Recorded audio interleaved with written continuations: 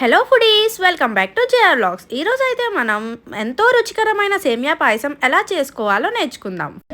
First అయితే stove on చేసుకొని దానిపైన ఒక ప్యాన్ పెట్టుకొని దాంట్లో మనం ఒక 1 టేబుల్ స్పూన్ ఆఫ్ ఘీ వేసుకుందాం.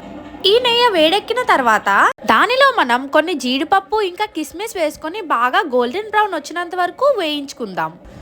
లో ఫ్లేమ్లో పెట్టుకొని వేయించుకుంటే మనకి బాగా రోస్ట్ అవుతాయి. ఇలా వేయించుకున్న డ్రై ఫ్రూట్స్ని ఒక ప్లేట్లో తీసుకొని ఉంచుకోండి.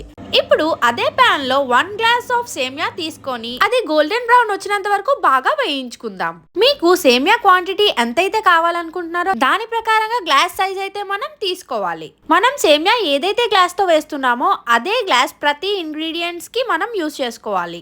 ఇప్పుడు మనం వేరే గిన్నె తీసుకొని దాంట్లో 3 గ్లాసుల పాలు ఇంకా 1 గ్లాస్ నీళ్లు వేసుకొని బాగా మరిగించుకుందాం. పాలు మరిగిపోయిన తర్వాత మనం ముందుగా రోస్ట్ చేసి ఉంచుకున్న సేమియాని దాంట్లో వేసుకొని చక్కగా కలుపుకుందాం.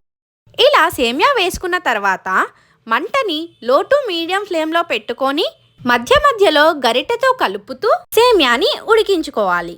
ఇప్పుడు ఉడుకుతున్న సేమియాలోకి కొంచెం యాలకుల పొడి వేసుకొని బాగా కలుపుకొని ఆ తరువాత స్వీట్నెస్ కోసం 1/2 గ్లాస్ పంచదార వేసుకొని బాగా కలుపుకోండి.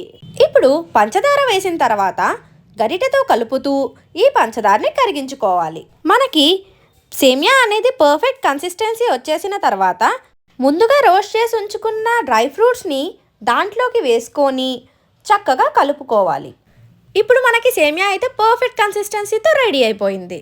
ఒకవేళ మీకు కన్సిస్టెన్సీ అనేది థిక్గా అనిపిస్తే కొంచెం పాలని కూడా యాడ్ చేసుకోవచ్చు. ఈ విధంగా రెడీ చేసుకున్న సేమియాని మనం సర్వింగ్ బౌల్లో వేసుకొని సర్వ్ చేసేసుకుందాం. Thanks for watching. Please like, share and subscribe to my channel.